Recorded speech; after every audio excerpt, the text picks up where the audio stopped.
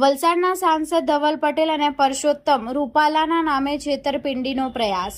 Fake letterpad અને ઈમેલથી SBI ચેરમેનને ભલામણ પત્ર મોકલનાર પશ્ચિમ બંગાળનો ભેજાબાજ અમદાવાદમાંથી ઝડપાયો.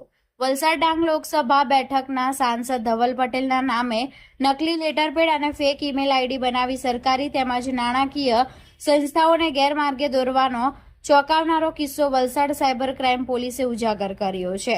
પશ્ચિમ બંગાળના વતની પ્રતીક પ્રદૂત કુમાર ડેએ સાંસદના નામે બનાવટી ઈમેલ આઈડી બનાવી સ્ટેટ બેંક ઓફ ઇન્ડિયાના ચેરમેનને ભલામણ પત્ર મોકલી છેતરપિંડી કરવાનો પ્રયાસ કર્યો હતો. પોલીસે અમદાવાદના ઈશનપુર વિસ્તારમાંથી આરોપીની ધરપકડ કરી છે. પોલીસ તપાસમાં સામે આવ્યું છે કે આરોપીએ સાંસદ ધવલ પટેલના સત્તાવાર લેટરપેડની ડિઝાઇન, હોદ્દો અને નકલી સહીનો ઉપયોગ કરી ખોટો ઇલેક્ટ્રોનિક રેકોર્ડ તૈયાર કર્યો હતો અને ત્યારબાદ ઓફિસ mp-valsad2@gmail.com નામની ફેક ઈમેલ આઈડી પરથી એસબીઆઈના ચેરમેન સીએમ શેટ્ટીને ભલામણ પત્ર મોકલી બેંકને ગેરમાર્ગે દોરવાનો પ્રયાસ કર્યો હતો.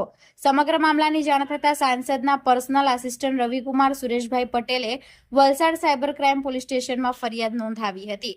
ફરિયાદ બાદ રાજ્યના પોલીસ વડા GS Malik, Surat range IG Premvirsinh અને વલસાડ એસપી યુવરાજસિંહ જાડેજાના માર્ગદર્શન હેઠળ સાયબર ક્રાઇમની ટીમે ડિજિટલ ફૂટપ્રિન્ટ, સોશિયલ પ્રોફાઇલ અને ટેકનિકલ એનાલિસિસના આધારે તપાસ હાથ ધરી હતી. તપાસમાં ફેક ઈમેલ અમદાવાદના ઈશનપુર વિસ્તારમાંથી સંચાલિત થતું હોવાનું સામે આવતા પોલીસે મુરલીધર સોસાયટીમાં દરોડા પાડી આરોપીની ધરપકડ કરી હતી, જેમાંથી તપાસ દરમિયાન સેમસંગનો મોબાઈલ ફોન, એચપી લેપટોપ પણ કબજે કરવામાં આવ્યા હતા. મોબાઈલમાં 7 ફેક ઈમેલ આઈડી લોગિન પણ મળી આવ્યા હતા, જ્યારે લેપટોપમાંથી સાંસદ ધવલ પટેલ, સાંસદ પુરુષોત્તમ રૂપાલા તેમજ પશ્ચિમ બંગાળની હુગલી રૂરલ પોલીસ સ્ટેશનના ડેપ્યુટી સુપ્રિન્ટેન્ડન્ટ સંદીપ નંદી અને રાજીવ ગોંડના નામે તૈયાર કરાયેલા અનેક બનાવટી લેટરપેડ અને ભલામણ પત્રોના ફોર્મેટ પણ મળી આવ્યા હતા.